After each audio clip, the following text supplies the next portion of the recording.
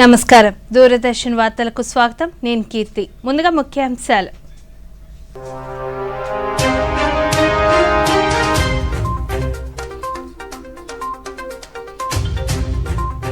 Nigeria అధ్యక్షునితో ద్వైపాక్షిక చర్చల్లో పాల్గొన్న ప్రధాని నరేంద్ర మోదీ.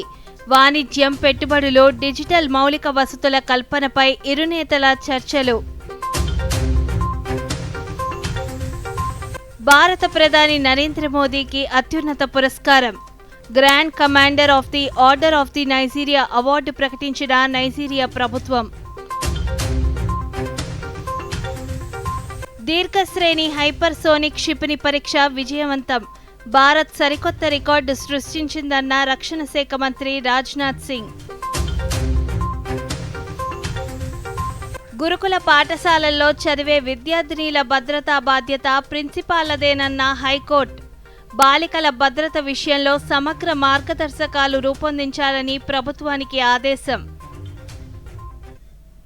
వార్తలోని వివరాలు చూద్దాం. భారత ప్రధానమంత్రి నరేంద్ర మోదీ నైజీరియా పర్యటనలో భాగంగా అబూజాలోని ప్రవాస భారతీయులనుద్దేశించి ప్రసంగించారు. నైజీరియాలో తనకు దక్కిన సత్కారం భారతీయులందరికీ చెందుతుందని పేర్కొన్నారు. భారత్ ప్రపంచంలోనే శక్తివంతమైన దేశంగా మారేందుకు ఎంతో కాలం పట్టదని తెలిపారు. జనవరి 2025లో ప్రవాసీ భారతీయ దివస్ను ఒడిశాలో నిర్వహిస్తామన్నారు. भारत माता की भारत माता की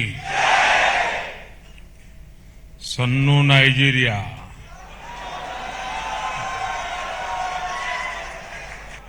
नमस्ते। आज आपने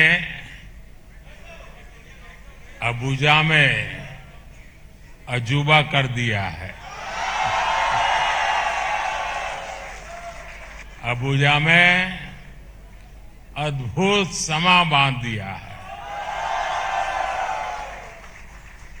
और ये सब देख करके कल शाम से मैं देख रहा हूं, ऐसा लगता है मैं अबूजा में नहीं बल्कि भारत के ही किसी शहर में मौजूद हूं।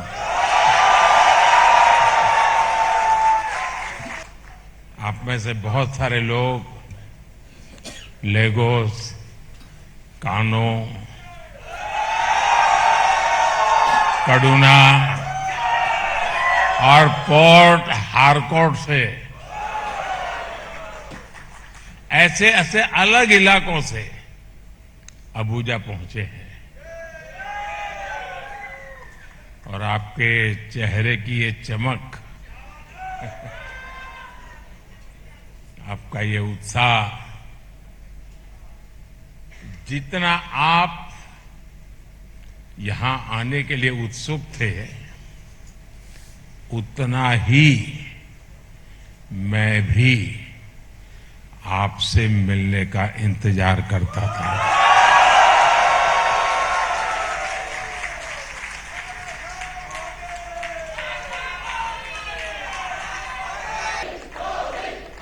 आपका ये प्यार, ये स्नेह, ये मेरे लिए बहुत बड़ी पूंजी है।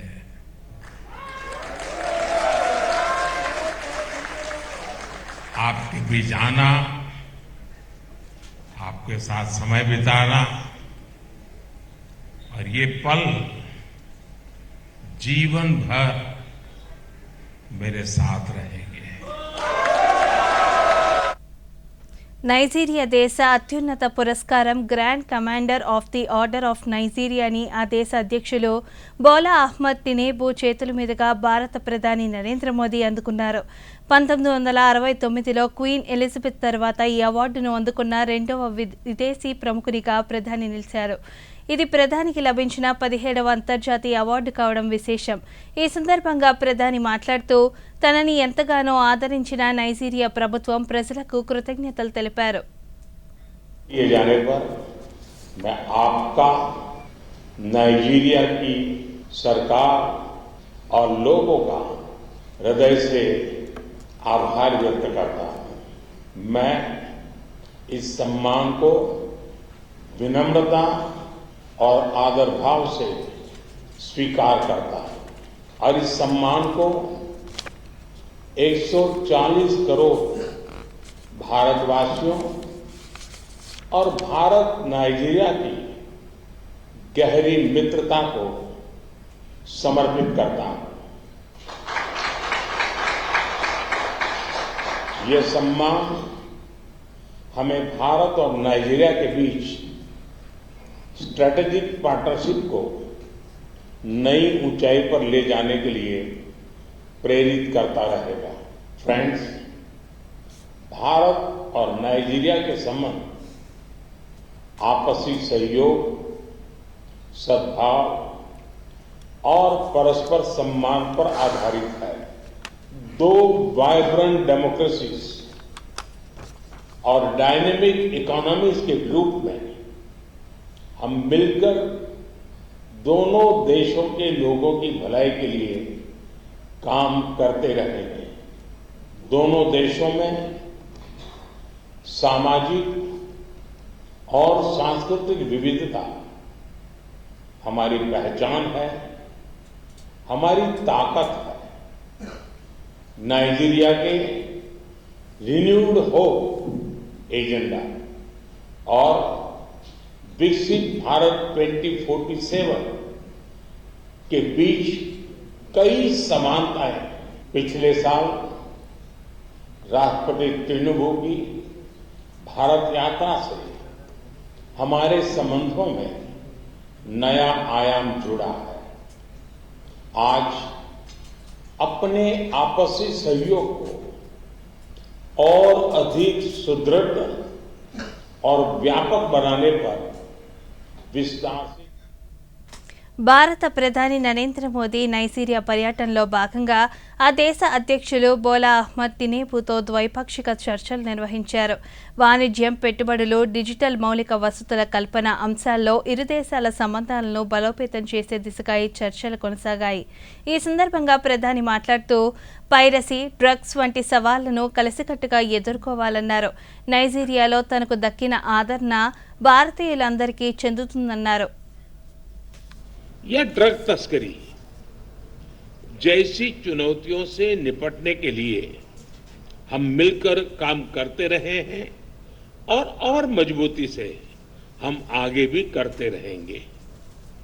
नाइजीरिया में रहने वाले 60,000 से ज्यादा भारतीय समुदाय के लोग हमारे संबंधों में अहम कड़ी हैं। उनकी देखभाल के लिए एक गार्डियन के रूप में आप जो उनको संभालते हैं, इसके लिए मैं आपका बहुत बहुत आभार व्यक्त करता हूं। मुझे विश्वास है कि आज की हमारी वार्ता से हमारे संबंधों में नया अध्याय जुड़ेगा और हम मिलकर वैश्विक स्तर पर ग्लोबल साउथ की प्राथमिकताओं को उजागर करते रहेंगे और हमारे संयुक्त प्रयासों से सफलता भी मिलेगी। यह सम्मान केवल मेरा नहीं, लेकिन ये सम्मान 140 करोड़ भारतवासियों का सम्मान है और यह भारत नाइजीरिया के सदियों पुराने जो संबंध है, उन संबंधों का सम्मान है और इस सम्मान के लिए मैं नाइजीरिया का, आपके सरकार का और देशवासियों का हृदय से बहुत నైజీరియా అధ్యక్షులు బోలా అహ్మద్ తినేబు ఆహ్వానం మేరకు ప్రధాని నరేంద్ర మోదీకి ఘన స్వాగతం లభించింది. నైజీరియా రాజధాని అబూజాలో ఉన్న అంతర్జాతీయ విమానాశ్రయంలో ప్రధాని మోదీకి ఆ దేశ సైనికులు గౌరవ వందనం సమర్పించారు.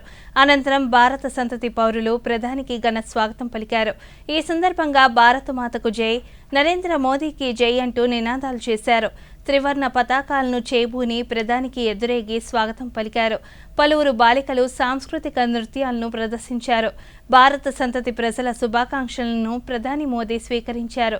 సాంప్రదాయ దుస్తులు ధరించిన భారతీయ సంతతి ప్రజలు తమ చేతుల్లో త్రివర్ణ పతాకాన్ని పట్టుకొని భారత మాతకి జై అంటూ నినాదాలు చేశారు. అనంతరం నైజీరియాలో మరాఠీ మాట్లాడే ప్రజలు కూడా ప్రధాని నరేంద్ర మోదీని కలుసుకున్నారు. ఈ సందర్భంగా ప్రధాని వారిని అభినందించారు. నైజీరియాలో మరాఠీ భాషకు సాంప్రదాయ భాషా హోదా సాధించడం పట్ల సంతోషం వ్యక్తం చేశారు.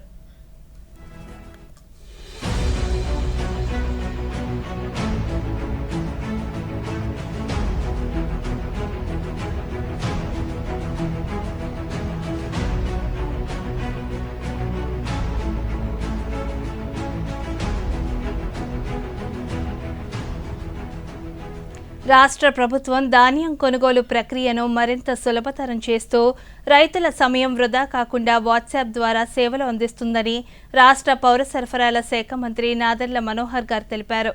7337535975 నెంబర్ను ఇందుకు కేటాయించినట్లు పేర్కొన్నారు. ధాన్యం అమలు చేసిన రైతులు ఈ నెంబర్కు హాయ్ అని సందేశం పంపగానే ఆర్టిఫిషియల్ ఇంటెలిజెన్స్ ద్వారా సేవల వినియోగంపై మార్గదర్శకం చేస్తుందని పేర్కొన్నారు. రైతు మొదట తన ఆధార్ నెంబర్ నమోదు చేసి పేరును ధృవీకరించాల్సి ఉంటుందని, అనంతరం ధాన్యం అమ్మదలిచిన కొనుగోలు చేయవలసిన కేంద్రం పేరును ఎంచుకోవాల్సి ఉంటుందని తెలిపారు. ఈ విధంగా ప్రతి ఆప్షన్ కేవలం ఒక క్లిక్తో రైతులు సులభంగా స్లాట్ బుక్ చేసుకునే విధానంగా అందిస్తున్నామన్నారు.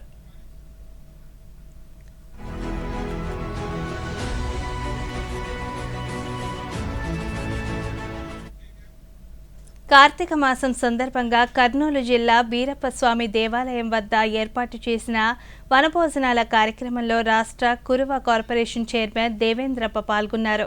ఈ సందర్భంగా ఆయన మాట్లాడుతూ కర్నూలు జిల్లాలో కురువలు రాజకీయంగా అభివృద్ధి చెందడానికి సహకరిస్తున్న రాష్ట్ర ప్రభుత్వానికి ధన్యవాదాలు తెలిపారు. గత ప్రభుత్వంలో 51 కార్పొరేషన్లు ఏర్పాటు చేసిన కార్యాలయాలు సైతం అందుబాటులోకి రాలేదన్నారు. ప్రస్తుతం ప్రభుత్వం కార్యాలయాలు ఏర్పాటు చేయడంతో పాటు నిధులు సైతం మంజూరు చేస్తుందన్నారు. కర్నూలులో మన వాళ్ళు ఎట్లా తొక్కినో తెలియదు ఇంతకుముందు. ఇప్పుడు మన చంద్రబాబు నాయుడు తెలుగుదేశంలో కష్టపడేందుకు ఎంపీ ఇచ్చారు. ఎంపీని కూడా అఖండ మెజార్టీతో గెలిపించారు. మీరు ఆలోచన చేయండి, ఈరోజు ప్రతి నియోజకవర్గం ఎమ్మెల్యేకి కింద మాకు ఎక్కువ మెజార్టీ వచ్చేది. ఆ నియోజకవర్గం తీసుకోండి, ఒక కర్నూలు తప్ప మిగతా అన్ని 6 నియోజకవర్గాలు అందుకని ఎక్కువ వచ్చాం. ఇప్పుడు గుర్తింపు పెట్టారు మనకి. మన ఈ కర్నూలులో కురుబోళ్ళు ఎక్కువ ఉన్నారు, కురుబోళ్ళు మేము ఇన్ని రోజులు మేము గ్యాదర్ చేయలేదు అని ఎంత ఈరోజు మమ్మల్ని దృష్టి పెట్టి ప్రతి 2 సార్లు అనంతపూర్కి కురుబ కార్పొరేషన్ చైర్మన్ అనంతపూర్కి ఇచ్చారు. మన తెలుగుదేశం పార్టీ అప్పుడు ఫస్ట్ స్టార్ట్ చేసింది తెలుగుదేశం పార్టీ కురుబ కార్పొరేషన్ చంద్రబాబు నాయుడు గారు. ఆయన లాస్ట్ మూమెంట్లో సబితమ్మకి ఇచ్చారు. ఆయన ఇప్పుడు క్యాబినెట్ హోదా బీసీ వెల్ఫేర్ మినిస్టర్గా నిలబడింది. ఆయమ్మ బాపట్ల జిల్లాలోని చిన్నగంజాం మండలం పల్లెపాలెంలోని సముద్ర తీరానికి డాల్ఫిన్ కొట్టుకురావడం స్థానిక మత్స్యకారులను ఆశ్చర్యానికి గురి చేసింది. సుమారు టన్ను బరువు 7 అడుగుల పొడవు ఉన్న డాల్ఫిన్ ప్రాణాలతో ఉండడంతో తిరిగి దానిని సముద్రంలోకి వదిలారు. డాల్ఫిన్ రెక్కకి గాయం కావడంతో ఒడ్డుకు చేరిందని, లేకపోతే లోతట్టు ప్రాంతంలో మాత్రమే కనిపించే డాల్ఫిన్ మన సముద్ర తీరంలో కనిపించే అవకాశం లేదని స్థానికులు తెలిపారు.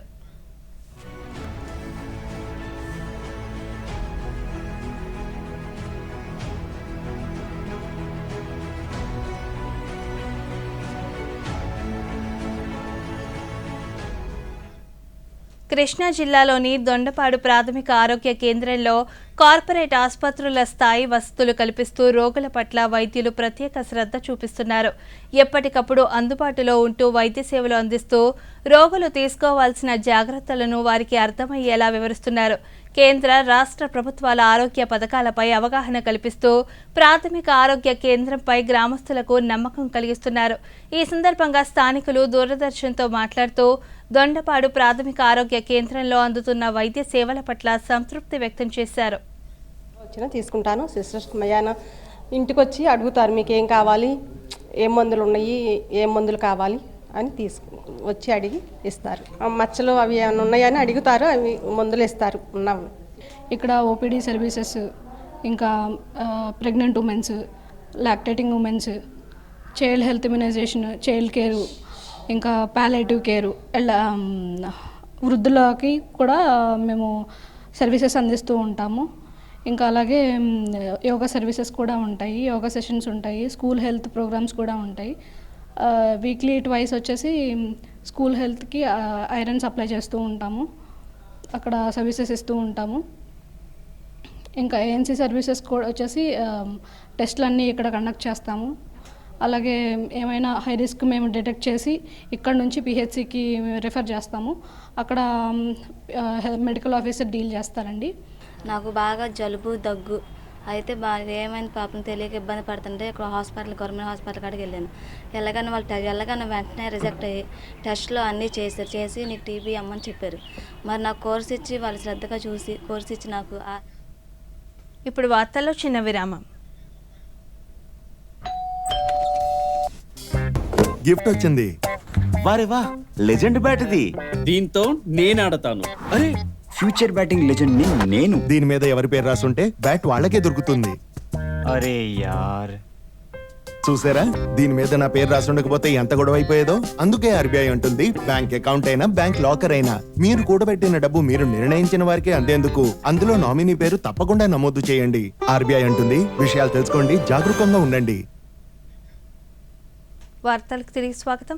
ఎన్నికలలో ఇచ్చిన హామీల మేరకు రాష్ట్ర ప్రభుత్వం సూపర్ 6 పథకాలను సత్వరమే అమలు చేయాలని అనంతపురం జిల్లా వైసీపీ పార్టీ అధ్యక్షులు అనంత వెంకటరామరెడ్డి అన్నారు. జిల్లా పార్టీ కార్యాలయంలో ఈరోజు ఆయన మీడియాతో మాట్లాడుతూ రాయలసీమ ప్రాంత అభివృద్ధిపై ప్రభుత్వం దృష్టి సారించాలన్నారు. రాయలసీమకు నీటి ప్రాజెక్టులు మంజూరు చేయాలన్నారు. చంద్రబాబు నాయుడు గారి యొక్క నాయకత్వంలో కూటమి ప్రభుత్వం ఏర్పడి 5 మాసాలు కూడా పూర్తి గురై అనేకమైన హామీలు కూడా ఎన్నికల సమయంలో కూడా ఇవ్వడం జరిగింది. ముఖ్యంగా వారు కూటమి ప్రభుత్వం అధికారంలోకి వస్తే సూపర్ 6 అని చెప్పేసి ఇవ్వడం. 5 మాసాల తర్వాత మొన్న 11వ తేదీ బడ్జెట్ అనేది కూడా ఎప్పుడు జరగలేదు. స్వాతంత్రం వచ్చేప్పటి నుంచి అంత ఆలస్యంగా కూడా బడ్జెట్లో ప్రవేశపెట్టేటప్పుడు కూడా అరకొర నిధులతో కొన్ని హామీలకైతే కనీసం ఆ ఊసే కూడా ఎత్తలేదు. ఎక్కడ కానీ హామీలకు ఎక్కడ కేటాయింపులు లేవు. ఆ హామీలు ఇచ్చినామనేది కూడా మర్చిపోయే పరిస్థితి కూడా బడ్జెట్లో కూడా ఇవన్నీ కూడా చేస్తుంది. ఈ రకంగా ప్రజలను పూర్తిగా కూడా మోసం. మామూలు అంటే అతను మామూలు ఎప్పుడు ముఖ్యమంత్రి అయినా కూడా ఇదే పరిస్థితి అంతా కూడా ఎక్కడ కానీ. విద్యా వ్యవస్థ బలోపేతానికి రాష్ట్ర ప్రభుత్వం మరిన్ని మార్పులు తీసుకురావాలని Andhra Pradesh PG teachers association Chittoor జిల్లా అధ్యక్షులు జయప్రకాష్ నాయుడు కోరారు. జిల్లా ప్రధానోపాధ్యాయుల సంఘం పీజీ టీచర్స్ అసోసియేషన్ ఆధ్వర్యంలో చిత్తూరులో ఈరోజు నిర్వహించిన సమావేశంలో ఆయన దూరదర్శన్తో మాట్లాడుతూ మౌలిక వసతులు, సిలబస్, నూతన విద్యా విధానం అమలు తదితర అంశాలపై ప్రభుత్వానికి వినతి పత్రం అందిస్తామని తెలిపారు.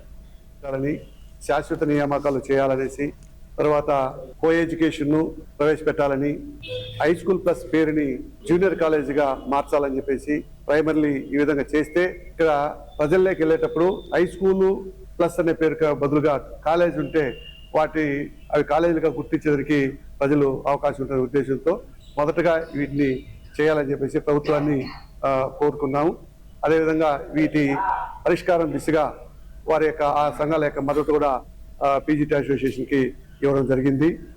తర్వాత విద్యార్థులకి హై స్కూల్ విద్యార్థులకు ఏదైతే వసతులు కల్పిస్తుందో ప్రభుత్వం వాటన్నిటిని కూడా హై స్కూల్ ప్లస్ విద్యార్థులు కూడా కల్పించాలని చెప్పేసి కోరుకుంటున్నాము. ఇక్కడ ఈ హై స్కూల్ ప్లస్ సంస్థలకు సంబంధించి అన్ని సౌకర్యాలని ఈరోజు కాలేజీలకు ఏ విధంగా అయితే ల్యాబొరేటరీస్, లైబ్రరీస్, తర్వాత బిల్డింగ్స్ ప్రొవైడ్ చేశారో అదే విధంగా వీటన్నిటిని ప్రొవైడ్ చేస్తే ఖచ్చితంగా ఇవి బలోపేతం అవుతాయని చెప్పేసి కూడా.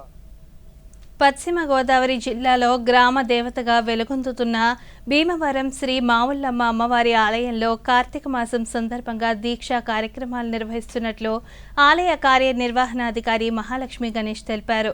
భీమవరంలో ఆయన ఈరోజు దూరదర్శన్తో మాట్లాడుతూ ఈ నెల 21వ తేదీన జ్యోతి ఊరేగింపు, 23వ తేదీన అమ్మవారికి సారె సమర్పణ, 24వ తేదీన అమ్మవారికి దీక్షాదారులతో పడిపూజ నిర్వహిస్తామని తెలిపారు. 25వ తేదీన దీపోత్సవం, 27న నేతి అభిషేకం, పూర్ణాహుతితో మాలధారణ ప్రక్రియ ముగుస్తుందన్నారు. 21వ తారీఖు నుంచి అత్యంత వైభవంగా 21వ తారీఖు గురువారం సాయంత్రం 5 గంటలకి అమ్మవారి జ్యోతి ఊరేగింపు మాలధారణ దీక్షదారులు తో ప్రధాన అర్చకులు ఈ జ్యోతి ఊరేగింపు ఉంటది. అలాగే 23వ తారీఖు శనివారం ఉదయం సారె ఊరేగింపు, సారె సమర్పణ ఉంటది. అలాగే 24వ తారీఖు ఆదివారం అమ్మవారి పడి పూజ కార్యక్రమం. 25వ తారీఖుని కార్తీక సోమవారం నాడు అమ్మవారి సన్నిధిలో భారీ ఎత్తున దీపోత్సవ కార్యక్రమం కూడా భక్తులందరి సహకారంతో చేయడం జరుగుతుంది. అలాగే 27వ తారీఖుని బుధవారం మహాపూర్ణావతి, ఇరుముడి, మాల విసర్జన, ఇవన్నీ నెయ్యాభిషేకం తదితర కార్యక్రమం. ఈ రోజు ప్రముఖ స్వాతంత్ర సమరయోధులు లాలా లజపత్ రాయ్ వర్ధంతి సందర్భంగా కేంద్ర హోంమంత్రి అమిత్ షా ఆయనకు నివాళులర్పించారు. లాలా లజపత్ రాయ్ దేశభక్తి, స్వాతంత్ర దృక్పథం నేటి యువతకు స్ఫూర్తిదాయకమని సామాజిక మాధ్యమం ఎక్స్ వేదికగా తెలిపారు.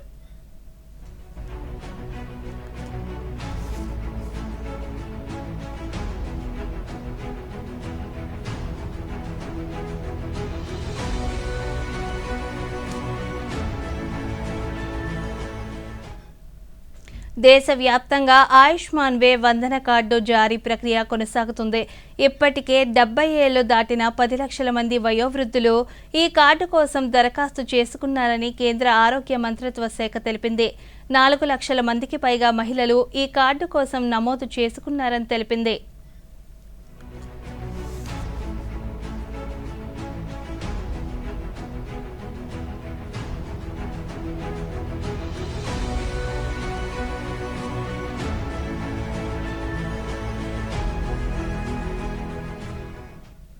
భారత్ తొలిసారిగా దీర్ఘశ్రేణి హైపర్సోనిక్ క్షిపణిని విజయవంతంగా పరీక్షించింది. ఈ విషయాన్ని కేంద్ర రక్షణ మంత్రి రాజ్నాథ్ సింగ్ ప్రకటించారు. ఈ పరీక్షలో భారత్ కూడా దీర్ఘశ్రేణి హైపర్సోనిక్ క్షిపణులను దేశాల జాబితాలో చేరి సరికొత్త రికార్డును సృష్టించిందని తెలిపారు. 1500 కిలోమీటర్ల దూరంలో ఉన్న లక్ష్యాలను ఇది ఛేదిస్తుందని పేర్కొన్నారు. వివిధ రకాల వార్ హెడ్లను అమర్చేలా దీనిని డిజైన్ చేశారు. దీర్ఘశ్రేణి హైపర్సోనిక్ క్షిపణిని విజయవంతంగా పరీక్షించడంతో భారత్ ఓ పెద్ద మైలురాయిని దాటిందని తెలిపారు. ఈ పరీక్ష ఒడిశా తీరంలోని డాక్టర్ ఏపీజే అబ్దుల్ కలాం ఐలాండ్లో జరిగిందని పేర్కొన్నారు. ఈ చారిత్రక ఘట్టంలో అత్యాధునిక మిలిటరీ టెక్నాలజీని సాధించిన అతి కొద్ది దేశాల జాబితాలో భారత్ కూడా చేరినట్లయిందని సామాజిక మాధ్యమం ఎక్స్ వేదికగా పోస్ట్ చేశారు.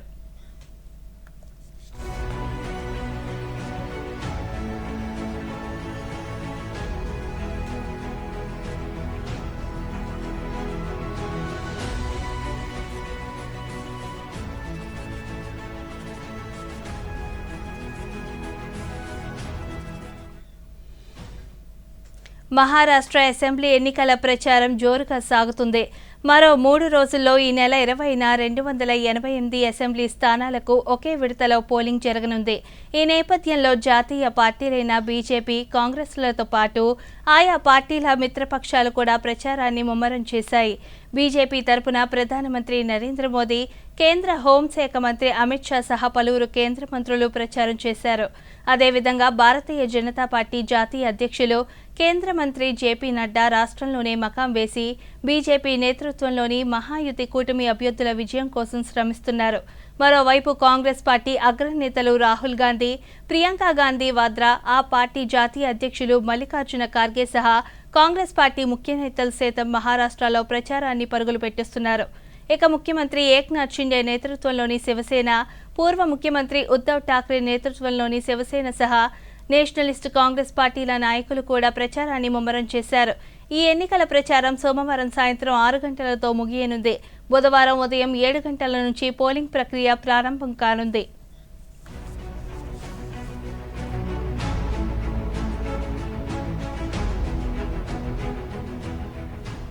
విదేశీ పర్యటనలో భాగంగా ప్రధానమంత్రి నరేంద్ర మోదీ ఈ నెల 18 నుంచి 2 రోజుల పాటు బ్రెజిల్లో నిర్వహించే G20 సదస్సుకు హాజరు కానున్నారు.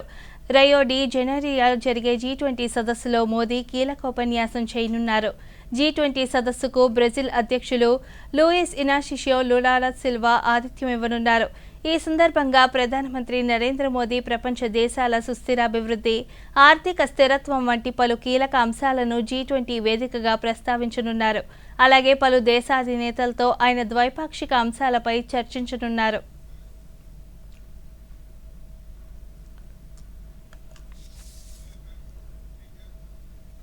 పశ్చిమాసియాలో తీవ్ర ఘర్షణ వాతావరణం నెలకొంది. ఈ నేపథ్యంలో తాజాగా ఆందోళనకర ఘటన ఒకటి జరిగింది. ఉత్తర ఇజ్రాయెల్లోని సిసేరియా పట్టణంలో ఉన్న ఇజ్రాయెల్ ప్రధాని బెంజమిన్ నెతన్యాహు ఇంటిపై దాడి జరిగినట్లు అంతర్జాతీయ మీడియా తెలిపింది. నెతన్యాహు ఇంటిపై 2 ఫ్లాట్ బాంబులతో దాడి చేయగా అవి ఇంటి గార్డెన్లో పేలినట్లు అధికారులు పేర్కొన్నట్టు స్పష్టం చేసింది. ఆ సమయంలో నెతన్యాహు ఆయన కుటుంబ సభ్యులు ఆ ప్రదేశంలో లేకపోవడంతో ఎలాంటి నష్టం జరగలేదని అంతర్జాతీయ మీడియా వెల్లడించింది. కాగా ఈ బాంబు దాడులను తీవ్రంగా పరిగణిస్తున్నట్లు ఇజ్రాయెల్ ప్రభుత్వం పేర్కొంది.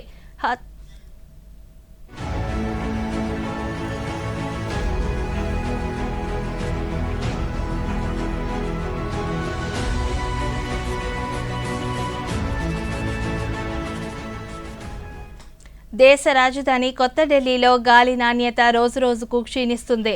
వరుసగా 5వ రోజు వాయు నాణ్యత సూచి 428గా నమోదైంది. దీంతో విమాన సర్వీసులపై ప్రభావం పడినట్లు అధికారులు పేర్కొన్నారు. ఇందిరాగాంధీ ఇంటర్నేషనల్ విమానాశ్రయంలో దట్టమైన పొగమంచు కమ్ముకోవడంతో 800 మీటర్ల మేర దృశ్యాలు కనిపించని పరిస్థితి నెలకొంది. దీంతో 107 విమాన సర్వీసులు ఆలస్యమయ్యాయని, 3 సర్వీసులు రద్దు అయ్యాయని ఫ్లైట్ రైడర్ సంస్థ వెల్లడించింది. ఈ పరిస్థితులపై ఢిల్లీ ఎయిర్పోర్ట్, విమానయాన సంస్థలు ప్రయాణికులను అప్రమత్తం చేశాయి. ఇదిలా ఉంటే వాతావరణ శాఖ అంచనా ప్రకారం కొత్త ఢిల్లీలోని పలు ప్రాంతాల్లో వాయు నాణ్యత సూచి 400 పైనే నమోదైంది. భవానాలో అత్యధికంగా 471, అశోక్ విహార్, జహంగీర్పురిలో 466, మున్కా, వజీర్పూర్లో 463గా వాయు నాణ్యత సూచి నమోదైంది. దీంతో ఈ ప్రాంతాలు సివియర్ ప్లస్ వాయు నాణ్యత కేటగిరీలో పడిపోయాయని అధికారులు పేర్కొన్నారు. ఢిల్లీలో కాలుష్య స్థాయిలు విపరీతంగా పెరుగుతుండటంతో ప్రజలు శ్వాసకోశ, కంటి సమస్యల బారిన పడే అవకాశం ఉందని, ఇతర అనారోగ్య సమస్యలు రావచ్చని వైద్య నిపుణులు హెచ్చరిస్తున్నారు.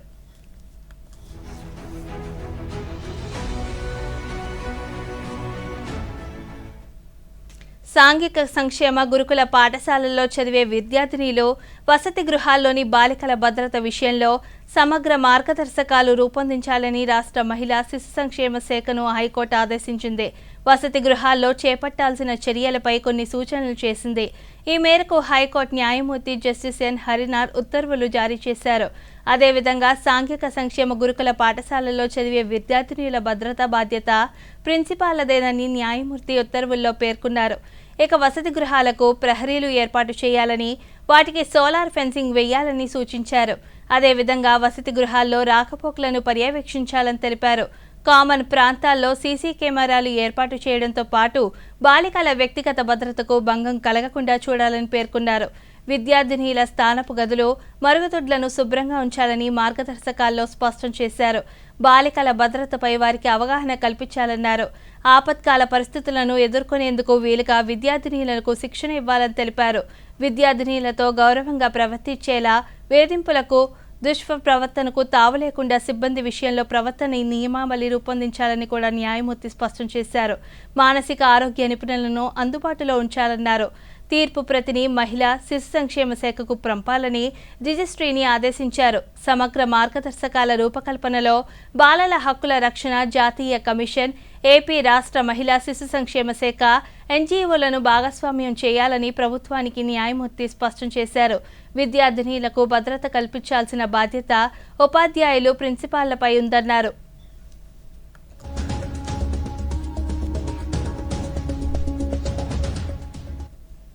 కేరళలోని పరమ పవిత్ర శబరిమల అయ్యప్ప స్వామి ఆలయాన్ని దేవస్థానం పాలక మండలి శనివారం తెరిచింది. మండల మకర విలక్కు దీక్షల సీజన్లో భాగంగా ఆలయాన్ని తిరిగి తెరిచినట్టు దేవస్థానం బోర్డు పేర్కొంది. ఆలయ ప్రధాన పూజారుల సమక్షంలో గర్భాలయ తలుపులు తెరిచారు. పూజా కార్యక్రమాల అనంతరం భక్తులకు స్వామివారి దర్శనం కల్పించారు. తొలి రోజే 30,000 మంది భక్తులు అయ్యప్ప స్వామిని దర్శించుకున్నారని అధికారులు తెలిపారు. అయితే రోజు 1,00,000 మంది భక్తులు దర్శనం చేసుకునేందుకు వీలుగా ఆలయం వద్ద ఏర్పాట్లు చేశామని ఏడీజీపీ శ్రీజిత్ వివరించారు.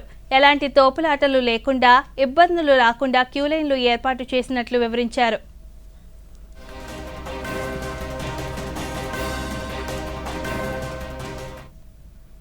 ప్రధానమంత్రి నరేంద్ర మోదీ తన మనసులోని భావాలను దేశ ప్రజలతో పంచుకునే మన్ కీ బాత్ కార్యక్రమం 116వ సంచిక ఈ నెల 24వ తేదీ ఆదివారం ఉదయం 11 గంటలకు ప్రసారమవుతుంది. ప్రజలు తమ అభిప్రాయాలను నమో యాప్ ద్వారా కానీ, స్వర సందేశాలనైతే 1800117800 నెంబర్కు ఈ నెల 22వ తేదీలోగా పంపవచ్చు. అలాగే www.mygov.in వెబ్సైట్ ద్వారా కానీ 1922 నెంబర్కు మిస్డ్ కాల్ ఇవ్వడం ద్వారా తిరిగి మన మొబైల్కు వచ్చే సంక్షిప్త సందేశంలోని లింకు ద్వారా కూడా అభిప్రాయాలను తెలియజేయవచ్చు. ఆకాశవాణి సమన్వయంతో దూరదర్శన్ ఛానళ్లు మన్ కీ బాత్ కార్యక్రమాన్ని ప్రసారం చేస్తాయి. ఈ కార్యక్రమం తెలుగు అనువాదం వెనువెంటనే దూరదర్శన్ సప్తగిరిలో ప్రసారమవుతుంది.